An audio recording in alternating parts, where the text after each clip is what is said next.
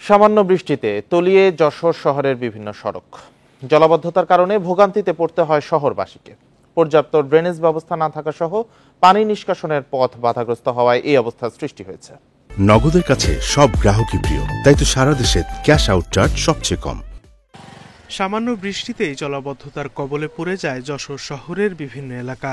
Kharki, rail road, Raypara, ডালমিল, বেচপাড়ায় পানি উঠে ভোগান্তি তৈরি করে এসব এলাকার বাসিন্দাদের। পানিতে আমরা ডুবে গেছি, ঘর বাড়ি ডুবে গেছে, টিউবকল ডুবে গেছে, পানি খাতে পাচ্ছি না। চারখাম্বা মোড়ের থেকে এই পাশ দিয়ে আসলাম, পুরো সম্পূর্ণ রাস্তাটা হচ্ছে নদী। স্থানীয়রা বলছেন, অপরিকল্পিত ড্রেনেজ ব্যবস্থা, অপ্রশস্ত ব্রিজ, কালভার্টের কারণে পানি নিষ্কাশন হচ্ছে না সঠিকভাবে। যেখানে সেখানে ভবন নির্মাণ বাড়িয়েছে সমস্যা। আমাদের ড্রেনগুলো পরিষ্কার করে না, আর এই বর্ষা হলে আমাদের অল্প বৃষ্টিতে পানি উঠে যায়। আর আজকে যে বৃষ্টি হচ্ছে তাদের প্রত্যেকটা দোকানের মধ্যে পানি ঢুকে গেছে। হরিণার বিলে যে পানিটা যাবে, এই যে মেন লাইনের পথ দিয়ে, মেন রোডের নিচে দিয়ে, এই রাস্তাগুলো সব বন্ধ হয়ে গেছে, সব একেবারে ফুল ব্লকে।